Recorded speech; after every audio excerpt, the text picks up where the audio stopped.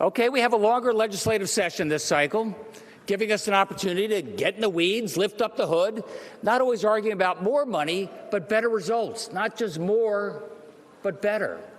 Delivering results that make a difference by reducing cost to you and expanding opportunity for all. All right, let's start with the high price of electricity in our state. That sparked a little discussion over the last 6 months. All right, so 2 years ago from the same dais, I asked the Energy and Technology Committee to work with us to evaluate how best to make electricity more affordable by expanding supply and by reducing demand. These high prices impact all of us: working families, seniors on fixed incomes, small businesses, big manufacturers. Everyone was mad as hell looking at their bills following the hottest July in recorded history, and I can see why.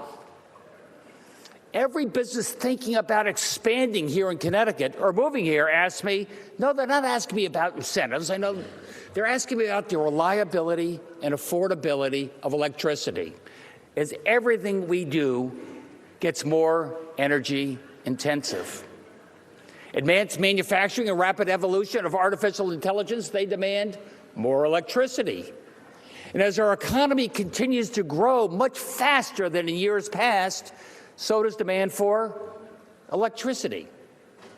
Look, you can feel free to debate whether you want to shift electricity costs from the ratepayers to the taxpayers, or you can move from 3 to 5 Pura commissioners, but these cosmetic changes aren't going to make a dime's worth of difference.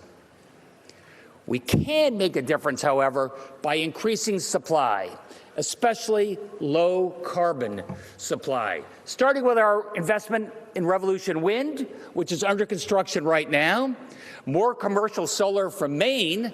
You know, Maine, foggy Maine, what's that about? Well, they have hundreds of acres of space where we can put in commercial-grade solar farms at a competitive price. And don't forget hydro from Canada, our 51st state.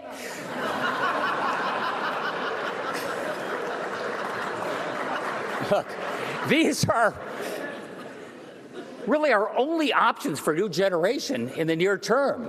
But over the next 10 years, we're going to need more electricity to meet increased demand, which allows us to hold down costs. All right, nuclear power, that provides most of our carbon-free power. And right now, we're working with the federal government to find ways to expand nuclear capacity here in Connecticut.